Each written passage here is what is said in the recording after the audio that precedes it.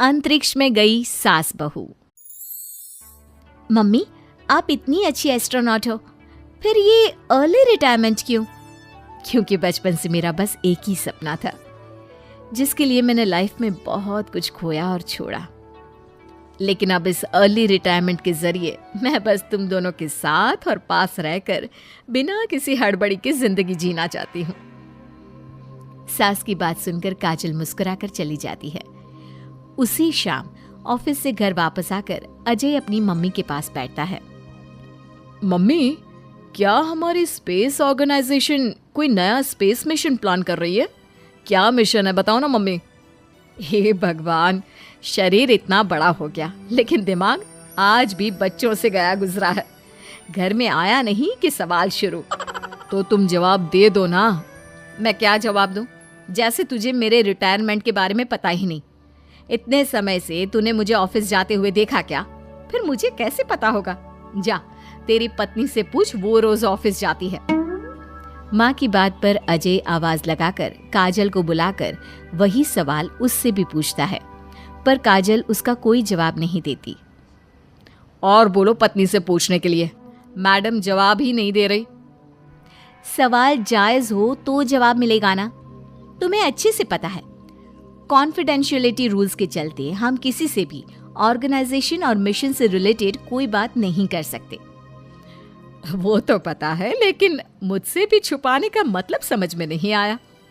वो mummy, retirement application के बाद से आपने ऑफिस भी आना बंद कर दिया। सबको लगा कि अब आप इंटरेस्टेड नहीं होगी, इसलिए इन्फॉर्म नहीं किया। क्या तुम भी इस मिशन का हिस्सा हो? मैं ही इस मिशन की लीड साइंटिस्ट हूँ। ये हमारा अब तक का सबसे बड़ा और इम्पोर्टेंट मिशन है।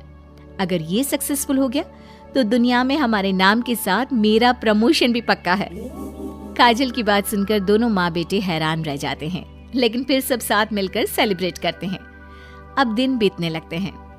काजल स्पेस मिशन के चलते पहले से ज्यादा बिजी हो जाती है और देर तक ऑफिस में समय बिताने लगती है। कुछ समय तक इसे चुपचाप देखने के बाद एक सुबह बहू को सामने देखकर आखिरकार सास उसे टोक ही देती है। आ रही हो या जा रही हो? भाई, हमें तो तुम्हारी शक्ल देखे लगता है सदियां बीत गई। मैडम कब आती है कब जाती है कुछ पता ही नहीं चलता। अरे ऐसा कौन सा मिशन है जिसने सुबह रात घर परिवार सब भुला दिया? मिशन तो मैंने भी बहुत देखे हैं और गई भी हूँ, पर ऐसा हाल कभी नहीं हुआ। मम्मी, मैं आपकी चिंता और गुस्सा समझ सकती हूँ, पर ये स्पेस मिशन आज तक के सभी मिशन से बहुत अलग है। अच्छा, जरा मैं भी तो सुनूं, ऐसा क्या है इसमें? आई एम सॉरी मम्मी, मैं नहीं बता सकती। भूलो मत, मैंने रिटायरमेंट अप्लाई किया है, लेकिन रिटायर होने में अभी 7 महीने बाकी है, जिसके हिसाब से मैं आज भी ऑर्गेनाइजेशन का हिस्सा हूँ। तो मुझे बताकर तुम कोई रूल नहीं तोड़ रही। मुझे सब याद है मम्मी, और मुझे ये भी पता है कि अगर आप साथ दें तो मिशन के लिए बहुत बड़ी मदद साबित होगी। पर सीनियर्स ने रूल बनाया है कि इस मिशन की इंफॉर्मेशन सिर्फ उन्हीं के पास होगी जो इसका पार्ट है, और मुझे तो उन्होंने खास अपने पास बुलाकर ये समझाया था। बहू की बात सुनकर सास सोच में पड़ जाती है और अगले दिन खुद भी ऑफिस पहुंच जाती है। ओहो, क्या बात है मैडम, रिटायरमेंट के एप्लीकेशन के बाद तो आपने दर्शन देने भी बंद कर दिए। अरे सर, अगर ईद का चांद रोज निकला करता तो क्या उसका स्वागत इतने जश्न से होता? इस पर सीनियर भी हंसने लगते हैं और दोनों कैबिन में जाकर बैठ जाते हैं, जहां सास बातों बातों में नए स्पेस मिशन के बारे में पूछती हैं। वो उन्हें मिशन के बारे में सब कुछ बताकर तुरंत एक इमरजेंसी मीटिंग बुला लेते हैं, जिसमें साइंटिस्ट की टीम और काजल के साथ एस्ट्रोनॉट्स की पूरी टीम भी होती है। तो ये है हमारी टीम, जो सब कुछ भूल कर दिन रात इसी मिशन पर काम कर रही है। अगर आप भी हमें ज्वाइन कर ले तो सोने पर सुहागा हो जाएगा। अगर आप मुझे टीम में चाहते थे तो पहले कांटेक्ट क्यों नहीं किया? आपने स्पेस में ना जाने के फैसले के साथ डेस्क जॉब का भी इनकार कर दिया और अर्ली रिटायरमेंट के लिए अप्लाई कर दिया, और फिर पिछले 1 महीने में किसी के साथ कोई कांटेक्ट भी नहीं हुआ। इसलिए हमने सोचा शायद अब आप ब्रेक लेकर इस सब से दूर रहना चाहती हो। और इसीलिए किसी ने आपको परेशान करना सही नहीं समझा। बात तो आपकी सही है, फिर भी एक सुझाव देना चाहूंगी। ये जो आप कर रहे हो ना, ये मिशन नहीं, साफ सुसाइड है। एक साथ इतने सारे लोगों को स्पेस में 6 महीने रहने के लिए भेजना आसान काम नहीं है, और ये बात मुझे आपको समझाने की जरूरत नहीं होनी चाहिए। हमें सारे कॉन्सिक्वेंसेस, स्पेस नेचर, मिशन की मुश्किल सबका पता है, और ऐसा करने वाले हम पहले नहीं हैं। इसलिए ये भी साबित है कि काम हो सकता है।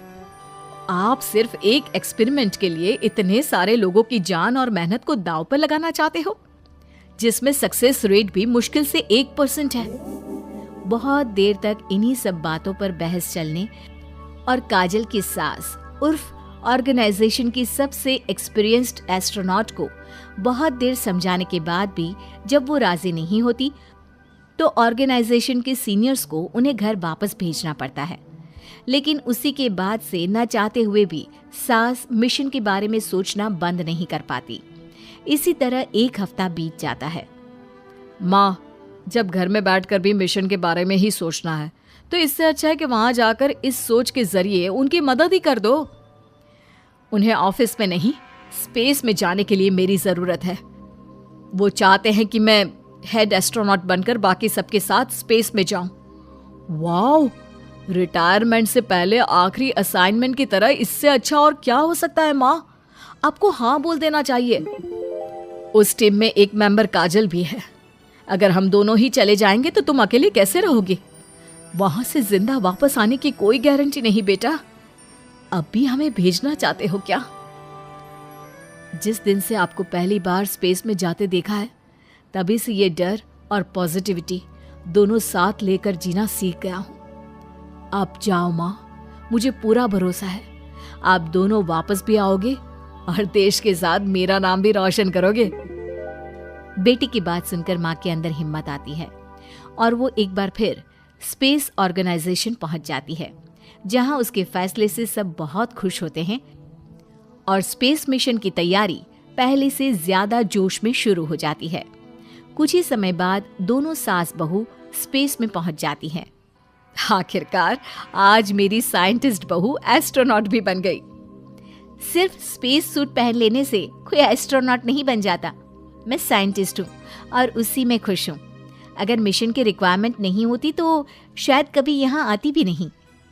इसी तरह दिन पर दिन स्पेस की अनेक मुश्किलें और दिक्कत सहते हुए देखते ही देखते 6 महीने बीत जाते हैं और नामुमकिन को मुमकिन करके दिखाते हुए सब सही सलामत अर्थ पर वापस आ जाते हैं, जिसके बाद से दुनिया भर में ये मिशन सास बहू की अंतरिक्ष यात्रा के नाम से मशहूर हो जाता है।